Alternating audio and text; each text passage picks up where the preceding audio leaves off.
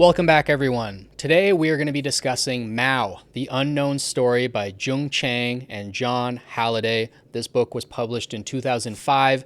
It runs approximately 620 pages long, so I know it's a bit of a thick book, but it's an absolutely necessary read. This book took over 10 years to complete. It was informed by hundreds of interviews, including interviews with former CCP members, and there's no surprise that this book is also banned in China. Now, it terrifies me to my core that I was never taught about Mao and his regime in school. I was never taught about it in high school, university, obviously not middle school. This is a bit heavy for middle schoolers, but it still shocks me to this day that this was never brought up, that between 1958 and 1962, somewhere between 35 and 50 million people died directly due to Mao's policies. And that was never taught to me in school. We learned about the Holocaust. We learned a little bit about the Holodomor, but I was never taught about this tragedy. And that's partly because the CCP is still in power to this day, unfortunately. It's not like the Soviet Union where it fell about 30 years ago. It's not like the Nazi regime that fell immediately after World War II or with the end of World War II. So there's not as much information on Mao. It's a little bit difficult to get information on him, but this book is very, very well informed. It's incredibly well researched, and I can't wait to talk about it today. So what I'm going to do for you guys is I'm going to give you guys a detailed summary of the book. I'm not going to spoil anything, obviously, not that there's much to spoil, but I'll give you a detailed summary of the book. I'll give you a few books that I would read alongside with it, and I'll give you a few documentaries that I also think pair well with this book. But before we get into that, I want to give you guys a couple words on the author herself. Jung Chang is a Chinese-born author best known for her groundbreaking memoir, Wild Swans, Three Daughters of China, which explores her family's history across 3 generations and their experience with China's political upheavals. She grew up during the Cultural Revolution but moved to the UK in the 1970s, later becoming a celebrated historian and biographer.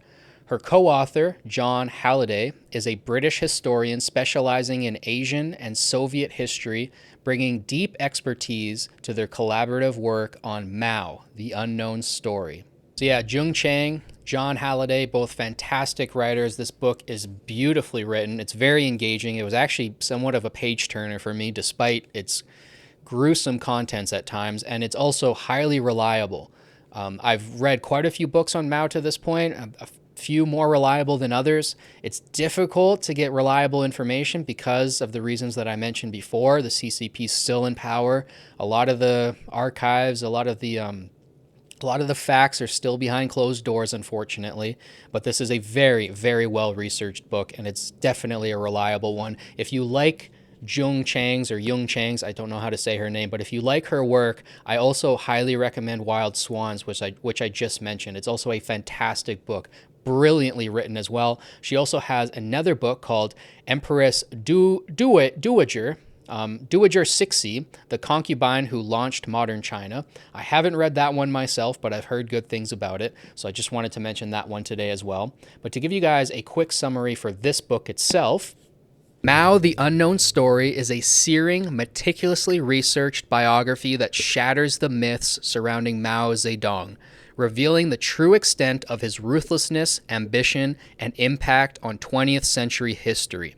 With unparalleled access to newly uncovered documents and first-hand accounts, Jung Chang and Jon Halliday unveil Mao's calculated strategies to gain and maintain power, his role in orchestrating mass famines, and the devastating human cost of his policies.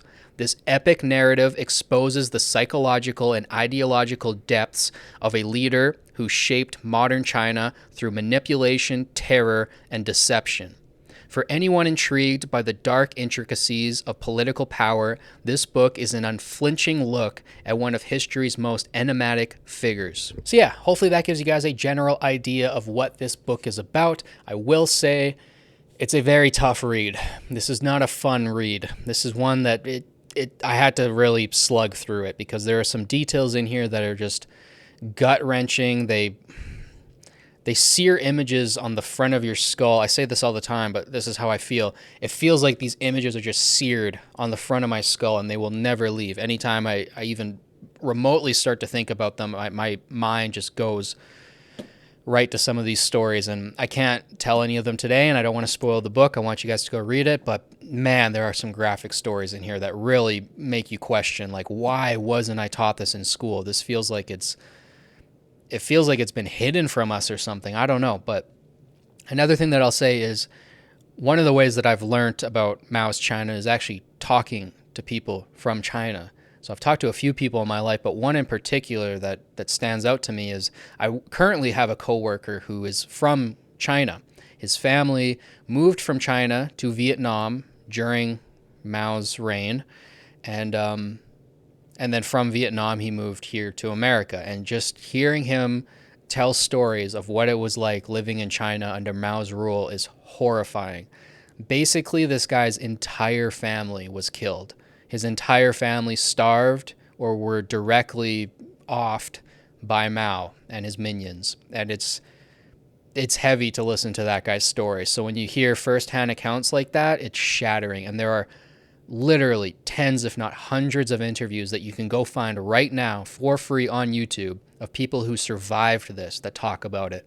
I know there are some people out there, some people on far left subreddits who like to deny some of the numbers that are stated in this book. And I'm always somebody who will provide the low-end estimate and the high-end estimate.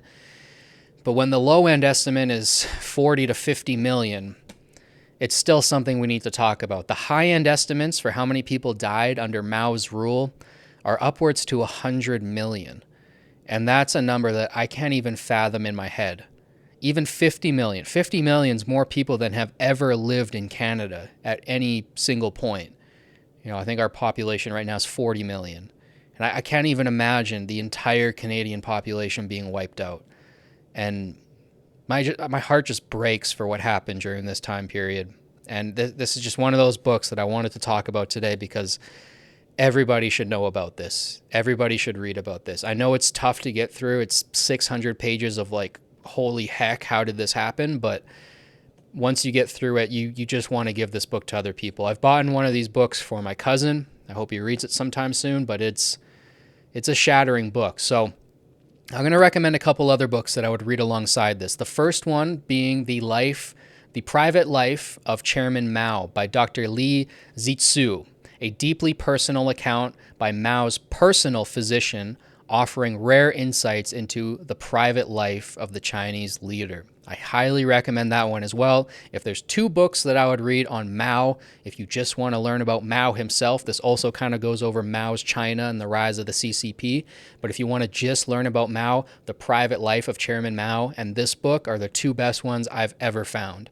The next book that I'll recommend is actually a trilogy of books by Frank Decoter, and this is the Mao trilogy. So there's the Tragedy of Liberation. There's Mao's Great Famine and the Cultural Revolution. And together, they actually form kind of a neat spine there. You kind of got Mao's image there. I don't know if you guys can see that, but yeah, I mean, they kind of look good on the shelf, but they're very, very difficult to read. Frank Decoter did a fantastic job at researching these books. I highly, highly recommend them. If you want to learn more about Mao and Maoist China, highly recommend. And lastly, the third one that I'll recommend today is a classic. It's not directly related to Mao, but it's Maoist China. It's called Red Star Over China by Edgar Snow. This is a classic history book. I highly recommend reading it. It's not incredibly long, and it's, like I said, just a fantastic read. Highly recommend those three to pair with Mao, the Unknown Story, and a couple documentaries to go along with it as well, for those of you who are more visual learners. China, A Century of Revolution, a series. This documentary offers a comprehensive and gripping exploration of Mao's rise to power, the Great Leap Forward, the Cultural Revolution, and the societal transformations under his rule. So China, A Century of Revolution, fantastic documentary. Highly recommend checking that one out. The next one is called Morning Star from 2003. This documentary delves into the Cultural Revolution, exploring the ideological fervor, propaganda, and personal consequences of the time period. It provides a nuanced and emotionally resonant portrayal of life in Mao's China. The next one that I'll recommend is The Gate of Heavenly Peace from 1995. While focusing on the 1989 Tiananmen Square protests, this documentary provides critical context about the political and societal structures established during Mao's rule that continued to shape modern China. So it's also a fantastic documentary. Again, not directly related to Mao, but I highly recommend it as well. The fourth documentary that I'll recommend is Mao's Great Famine from 2012. This one is actually based on the Frank Decoter's trilogy of books and his research. This documentary examines the devastating famine caused by the Great Leap Forward, with harrowing accounts of the suffering and policies that led to millions of deaths. So yeah, there's a list of 5 documentaries and 3 books that I would pair in tandem with your reading of Mao, The Unknown Story. Just an absolutely harrowing read. Like I said before, I'll reemphasize, it can be difficult to get through. It's an emotionally affecting book. It's dark, and like when you get to the end of it and you're reading about communist cannibals, and no, not cannibals out of need, not cannibals out of famine, out of the need of hunger. I mean, like cannibals, like malicious cannibals, malevolent cannibals. It gets really dark. Like, it gets really dark towards the end of the book, but I think everybody should read it. I already covered Man's Search for Meaning on this channel, another book that's dark, not as dark as this one, but a dark book that I think everybody needs to read. And I will be covering The Diary of Anne Frank. I'll be covering The Gulag Archipelago. I'm going to be covering a lot of books that are very difficult to read, can be very gruesome and graphic at times, but I think they're absolutely necessary. I think you need to know these things. A couple of reasons why. Well, because I don't want to see it repeated. I think the more we know about history, the less likely we are to repeat the same mistakes. And the mistakes that we made in the 20th century are, I don't want to match them. I don't want to outdo them. I want that to be the worst century of human history, and we stay at that. I don't want this 21st century to go worse. So I want more and more people to read about this stuff so we know what to avoid and we know how it happens. And yeah, that's all that I have for today, guys. So if you guys enjoyed this video, don't forget to like, subscribe, and share it with your friends to help boost this channel and the algorithm. Thank you guys so much for watching. As always, it means the world to me. I'll catch you guys in the next one. Peace.